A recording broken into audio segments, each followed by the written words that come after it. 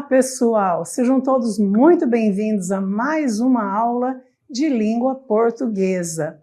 Sou a professora Maristela Marchante e vamos estar juntos um bocadinho, tá bom? Vamos ver a nossa aula?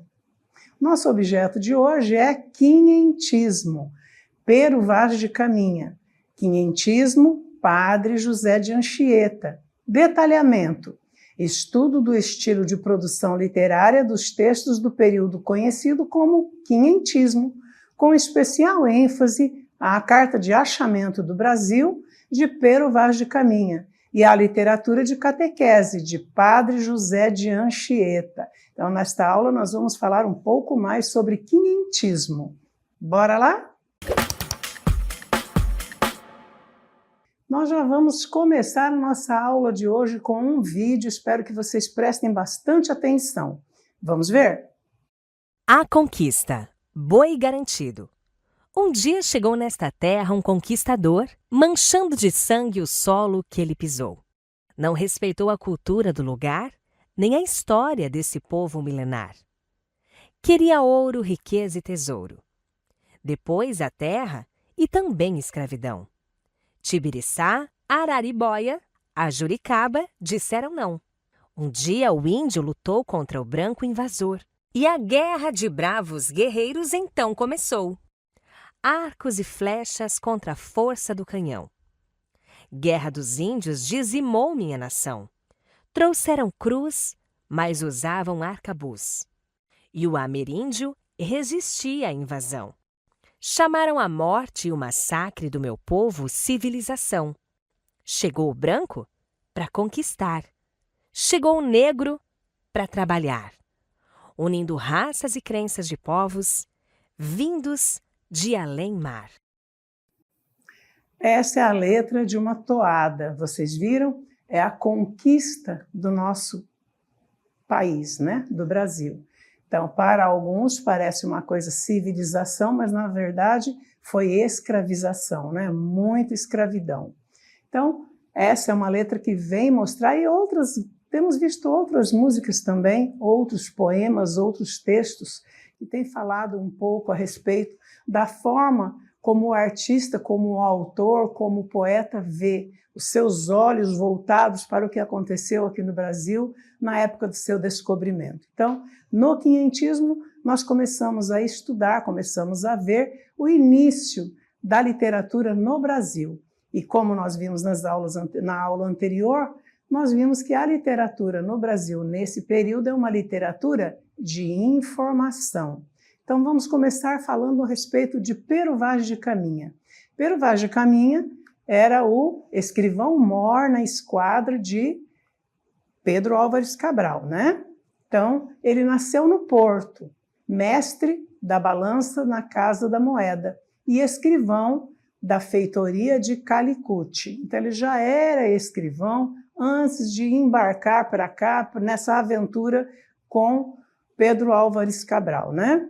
Vamos ver a carta de achamento. Nós temos aqui, lógico que não dá para a gente entender, porque primeiro que está escrito na língua portuguesa arcaica daquele período, e também é apenas um documento para nós termos uma ideia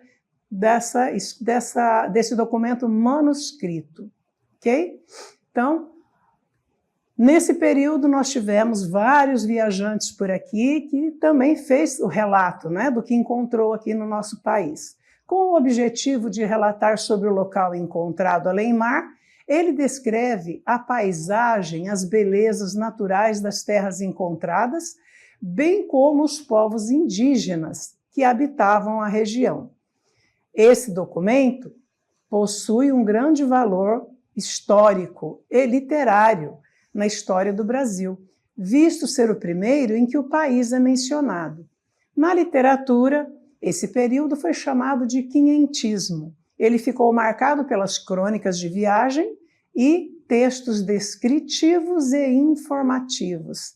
Então, nós vimos nas aulas anteriores, né, que os documentos que constam desse período eram crônicas, que também é um tipo de texto literário, porque traz muitas descrições, muitas narrações, e essas descrições riquíssimas em adjetivos de tudo que eles encontraram aqui. E lembra que eu falei para vocês de Gândavo. Além de Pero Vaz de Caminha, outros escritores, outros viajantes fizeram seus registros a respeito do que encontraram da fauna, da flora e da forma como viviam os povos indígenas nesse lugar. Mas Gândavo é o cara que vocês precisam ler. Precisa ler o registro dele sobre o que ele encontrou aqui no Brasil, tá? Continuando, nós temos aí uma imagem interessante que traz para nós também um padre, né? Que traz para nós a respeito do quinhentismo. Veja o trecho da carta em que ele descreve os índios. Então, a carta onde Pero Vaz de Caminha, essa imagem que nós passamos para vocês é o Pero Vaz de Caminha. Ele traz para nós alguns trechos. Observem a riqueza que ele traz. Ali, veríeis galantes pintados de preto e vermelho e quartejados, assim pelos corpos como pelas pernas, que certo assim pareciam bem. Também andavam entre eles 4 ou 5 mulheres novas que assim, nuas, não pareciam mal. Entre elas andava uma com uma coxa do joelho até o quadril e a nádega toda tingida daquela tinta preta e todo o resto de sua cor natural. Outra trazia ambos os joelhos com as curvas assim tintas e também os colos dos pés e suas vergonhas tão nuas. Esse pedaço aí que ele fala, nesse trecho que ele fala, e suas vergonhas tão nuas, ele está falando sobre a nudez das indígenas, das mulheres indígenas, suas partes íntimas expostas, né? E com tanta inocência assim descobertas, que não havia nisso desvergonha nenhuma. Todos andam rapados até por cima das orelhas, eles raspavam a cabeça, né? Assim mesmo, de sobrancelhas e pestanas. Trazem todos as testas de fronte a fronte, tintas de tintura preta, que parece uma fita preta da largura de 2 dedos. Olha a riqueza de detalhes. Tudo que ele descreve sobre o que ele encontrou a respeito da vida, da forma como ele viu as características dos povos indígenas que ele encontrou aqui. Então, vamos ver agora Padre José de Anchieta. Padre José de Anchieta nasceu em 1534 e faleceu em 1597. Veio ajudar o padre Manuel da Nóbrega. Então, já falamos sobre o Manuel da Nóbrega na aula anterior também, né? Alfabetizou colonos. Quem eram os colonos na época? Os indígenas, né? Então, ele veio com o intuito de alfabetizar, mas esse intuito de alfabetizar era também para catequizar. O que é catequizar aí? Era o intuito da corte, né, da coroa de Portugal, que os indígenas conhecessem as crenças que eles tinham. Eles queriam que a colônia, na colônia, todos tivessem a religião católica. Então, catequizar é trazer todos os dogmas, todas as regras, as normas da Igreja Católica para ensinar para o povo que vivia aqui. Para isso, eles queriam alfabetizar os colonos. Escreveu a arte da gramática da língua mais usada na costa do Brasil. Então, o primeiro dicionário de Tupi, quem fez foi Padre José de Anchieta. Ele é o autor da primeira gramática da língua Tupi. Vamos ver um pouco das obras de José de Anchieta. Ele escreveu cartas, informações, fragmentos históricos e sermões, publicados pela Academia Brasileira de Letras. Ele escreveu naquele período e em 1933 a Academia Brasileira de Letras reuniu toda essa obra. Então, estão todos juntos, agrupados, uma coleção dessas cartas, informações, fragmentos históricos e sermões do Padre José de Anchieta.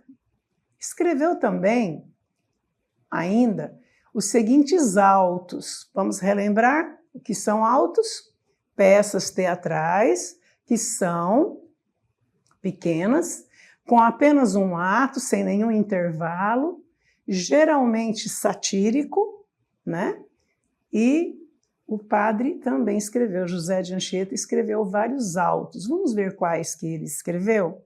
Auto representado na festa de São Lourenço, na Vila de Vitória e na Visitação de Santa Isabel. Vamos ver mais um. Auto da festa do Natal, de 1561.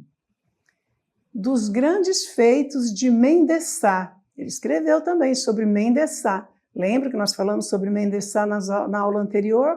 Que fazia parte das entradas e bandeiras das companhias hereditárias, quando o Brasil foi dividido em partes e cada uma dessas partes tinha um objetivo, que era tirar tudo que tivesse de bom, de riqueza do Brasil e mandar para Portugal. E esses líderes dessas caravanas, dessas companhias hereditárias, sempre eram pessoas de confiança do rei de Portugal. Então, Mendesá era um deles. Escreveu mais. Ele escreveu o poema da bem-aventurada Virgem Maria, Mãe de Deus. Então, ele escreveu poema também, escreveu auto. Olha, ele escrevia bastante, né? Bem legal. Escreveu também a festa de São Lourenço de 1584. E quem mais? O que ele escreveu? Auto de São Sebastião, 1584. Qual mais? Escreveu também na aldeia de Guaraparim, 1585. Auto de Santa Úrsula, 1595. Auto de São Maurício, 1595. Olha, esses anos aí ele estava bem dedicado, né, para escrever os autos. Temos mais. A arte da gramática da língua mais usada na costa do Brasil, como eu mencionei anteriormente, que é na língua tupi. Que mais? Escreveu poemas de José de Anchieta, ele escreveu poemas também. Dentre suas obras mais conhecidas se distingue o poema à Virgem, escrito durante o tempo em que se fez refém dos índios enquanto era negociada a paz entre indígenas e portugueses. Vamos ver o que aconteceu nessa época. O que aconteceu aí? Volta um pouquinho. O que aconteceu nesse período? Portugal começou a perseguir os indígenas porque os indígenas não queriam, não aceitavam ser escravizados. Então eles começaram a fugir. Os indígenas fugiam. E aí houve um grande problema. Então teve a Guerra dos Tamoios, que eram os indígenas contra os capitães portugueses que eram responsáveis pelo trabalho deles, né, para escravizar os indígenas. Então houve esse período. E nesse período, desse conflito, dessa guerra que houve, Guerra dos Tamoios, José de Anchieta se deixou ser preso pelos indígenas, sendo ele amigo dos indígenas, mas ele se deixou ser preso, ficou refém dos indígenas, para que houvesse uma negociação entre indígenas e a coroa, né, a metrópole, o rei de Portugal, para se entrar num acordo, porque nesse período os indígenas não aceitavam. Por que os indígenas não aceitavam? Porque o que eles queriam impor aos indígenas era um trabalho braçal, era um trabalho pesado, e o povo indígena tem o hábito, já até histórico, eles vivem de caça e pesca, são nômades, eles não ficam presos num lugar, eles não constroem, não há necessidade, eles são felizes em ter a casinha deles, a rede deles, o peixinho. Então, eles estão ali, a plantação de macaxeira.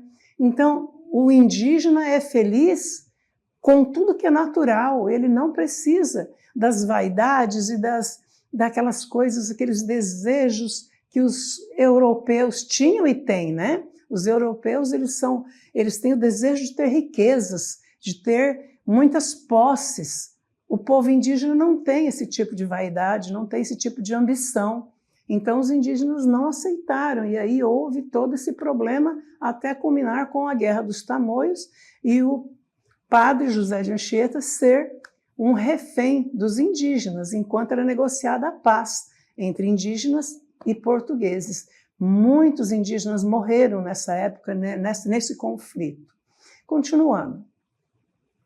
Dentre as características mais importantes das obras de José de Anchieta, temos a parte da literatura catequética, né, lá do quinhentismo, e apresenta as seguintes características. Lembrando, a literatura de catequese, ela é de cunho religioso. Vamos ver essas características aí. Vocês vão se lembrar. Olha aí.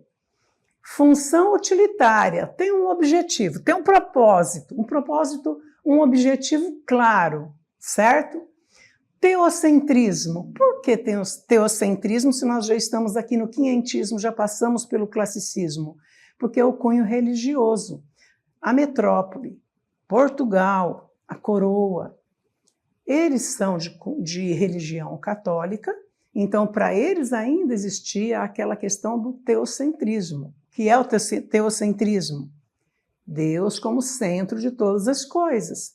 Então, a obra de José de Anchieta, ela vem carregada de teocentrismo, que é religiosidade, uma religiosidade exacerbada, muito constante. Lirismo, existe o lirismo, mas o que impera é a religiosidade exacerbada e o cunho teocentrista, né? Caráter evangelizador é o objetivo de catequizar, é o objetivo de levar para os povos indígenas, para as pessoas que estavam aqui, a religião. Lembra que nós falamos lá na aula anterior sobre Gil Vicente, pai do teatro português? Pelas pessoas na época serem analfabetas, 99% das pessoas eram analfabetas naquele tempo, então não tinha como ensinar as pessoas a não ser pelas representações, através do teatro. Então Gil Vicente é o pai do teatro português e o padre José de Anchieta também usou muito a questão, essa metodologia para ensinar os indígenas através de teatro. Então, a dramaticidade, o caráter evangelizador está presente nas peças teatrais, nos autos, que também são peças teatrais, para levar o conhecimento para um povo que era analfabeto, né? Desvalorização da cultura indígena, foi aí o que eles erraram, né? Foram desvalorizar a cultura, quando na verdade nós precisamos valorizar a cultura de cada povo, porque a cultura de cada povo é sua história, é sua vida, e é a riqueza que nós temos em nossa cultura, assim como nós aqui no norte, as pessoas no sul, sudeste, então todas as partes do Brasil têm suas culturas em especial.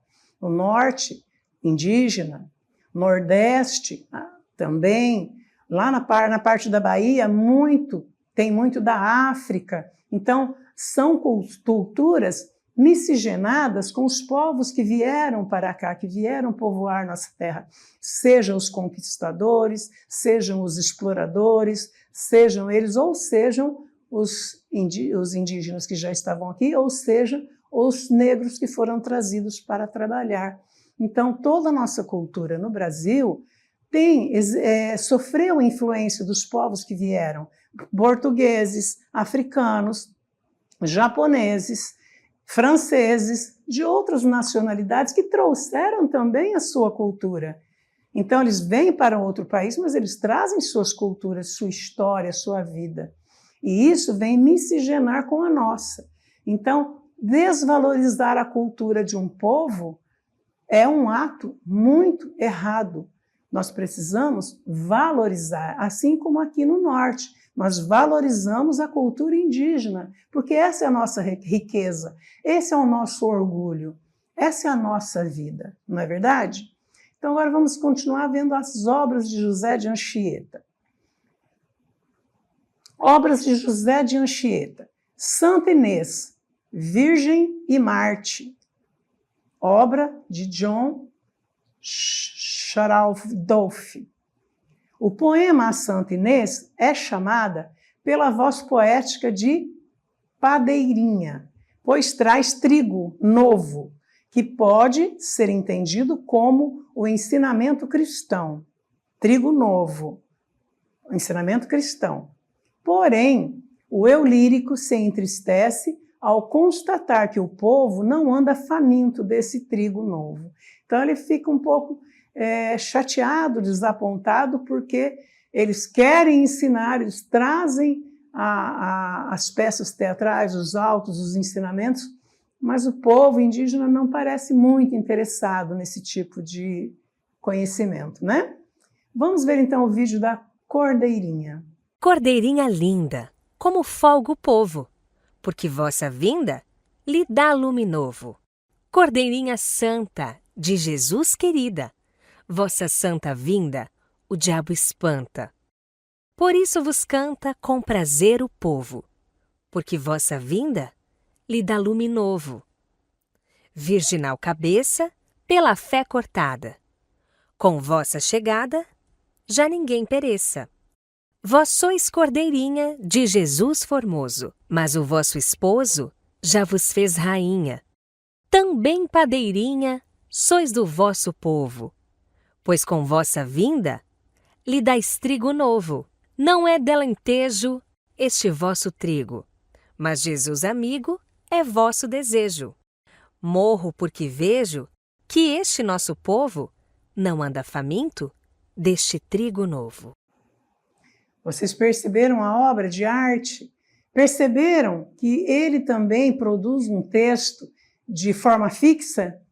Como vocês começam a perceber que é uma obra, um poema de forma fixa?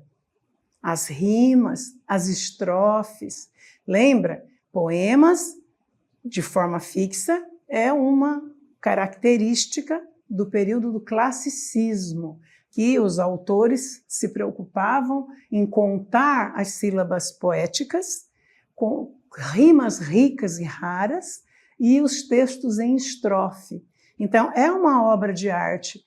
Falar com as palavras é uma coisa. Agora, escrever, trabalhar com as palavras, é lapidar cada uma das palavras e encaixar cada uma das palavras de forma que seja uma arte com as rimas, trazendo uma história, tendo uma sequência lógica e contando uma história. Então, dentro de um texto, ele é muito trabalhado. Então, essa obra é muito linda e ela traz também a respeito desse trigo, né? Aí é uma metáfora, né? O trigo. Então, esse trigo novo que ele se refere é a respeito do evangelho, é a respeito da religião, que eles queriam que os indígenas aceitassem, mas os indígenas não estavam afim, né? Então, nós pudemos ver esse texto. E voltando a respeito das características das obras do padre, nós vemos que, do padre José de Anchieta, nós temos aí, porque era utilitária. Então, nesse momento, ele não vai se preocupar, e mesmo porque ele é um padre, ele não vai se preocupar em fazer uma obra com a literatura, com romances, com lirismo, voltados para a imaginação, a idealização da mulher, como nós vemos em outros tipos de texto. Ele é um padre, e o objetivo dele é catequizar, é levar o evangelho. Esse lirismo aí é um lirismo voltado para a religião. E o teocentrismo, como nós falamos anteriormente, que é o Deus como centro de todas as coisas. Nesse momento já existia o Brasil, mas ele ainda está preso aos costumes de Portugal. O Brasil ainda é um bebê, né? Recém-descoberto. A literatura tem nesse momento, nesse período, consta apenas de textos que trazem informações a respeito da fauna, da flora, da forma como os povos viviam aqui. E na obra de Gândavo, a forma como os indígenas até faziam a sua farinha aqui no norte, a forma como eles viviam. Então, o objetivo aqui era só levar informações para o rei de Portugal e depois para o mundo do que havia sido encontrado aqui.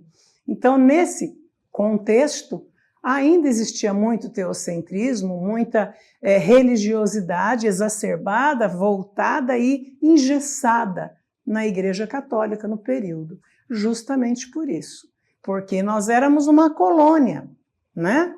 O Brasil ainda é recém-descoberto. Depois muitas coisas aconteceram que tudo foi mudando. E nós vimos desde lá do início, no humanismo, classicismo, que o homem começou a perceber que ele também podia tomar decisões, fazer escolhas, ele era capaz. A partir do quê? Da invenção da imprensa por Gutenberg, que a Bíblia começou a ser impressa e começou a ser divulgada, porque anteriormente só quem lia a Bíblia eram os clérigos, e também através da imprensa e da descoberta da invenção da imprensa, pôde também ser divulgado obras de arte, literatura, poemas e também o avanço da ciência.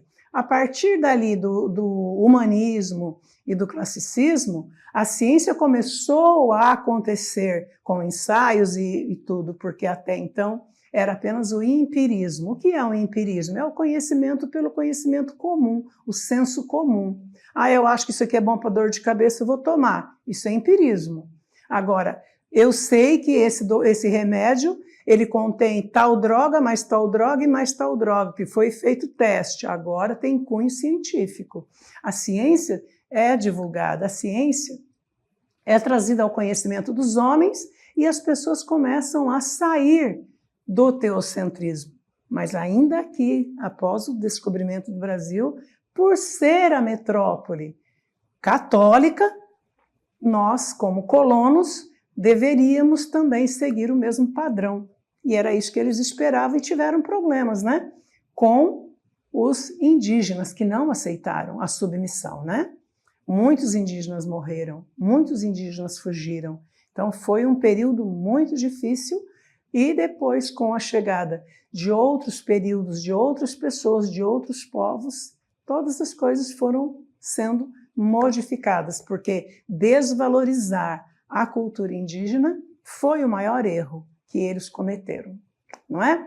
Espero que vocês tenham gostado da nossa aula de hoje, espero que tenham entendido. Eu tive muita vontade de falar com vocês a respeito disso e tive muita vontade de novamente dar ênfase na obra literária, a crônica, o registro de Gândavo a respeito dos povos indígenas, em especial daqui do norte do Brasil. Espero que vocês tenham gostado da aula de hoje.